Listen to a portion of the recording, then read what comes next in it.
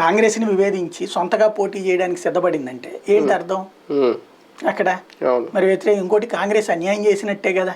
అంతే కదా. ఈవిడికే అన్యాయం చేసి, వీళ్ళ అన్నకే అన్యాయం చేసి, వీళ్ళ కుటుంబానికే అన్యాయం చేస్తే అదేమంటే పదవులు వచ్చినప్పుడు చెబుతారు. ఎస్, వాళ్ళు ఏళ్ల తరబడి 3 దశాబ్దాలు పార్టీ కోసం పనిచేశారు. పార్టీ ఇచ్చింది అవకాశం, ఆయన సీఎం అయ్యాడు. కేంద్రంలో కాంగ్రెస్ అధికారంలోకి రావడానికి కారణమైంది ఆంధ్రప్రదేశ్. కేంద్రంలో భారతీయ జనతా పార్టీ గద్దె దిగడానికి, కేంద్రంలో యూపీ అధికారంలోకి రావడానికి కారణమైంది నాడు రాజశేఖర రెడ్డి ఆంధ్రప్రదేశ్. ఎందుకంటే ఇక్కడ నుంచి 35 సీట్లు పైన రాబట్టినే కదా అక్కడ కొట్టింది. అన్ని సీట్లు పోబట్టిన అక్కడ అధికారం పోయింది. 7 సీట్ల మధ్య తేడాతో ఓడిపోయింది ఆ రోజున బీజేపీ. 2014లో బీజేపీకి కాంగ్రెస్కి మధ్యన 7 సీట్లు తేడా. ఇక్కడ 30 సీట్ల తేడా రావడం వల్లనే అక్కడ ఓటమి జరిగింది.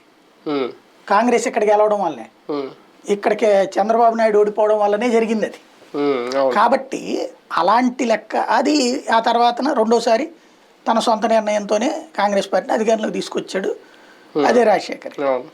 కాబట్టి ఇక్కడ ఎవరికెవరు త్యాగం చేశారంటే ఇద్దరు ఒకరి కోసం ఒకరు పనిచేసినట్టు. కాంగ్రెస్ పార్టీకి వైఎస్ కుటుంబానికి కాంగ్రెస్ పార్టీ రుణాలు తీర్చేసుకున్నారు ఇద్దరు.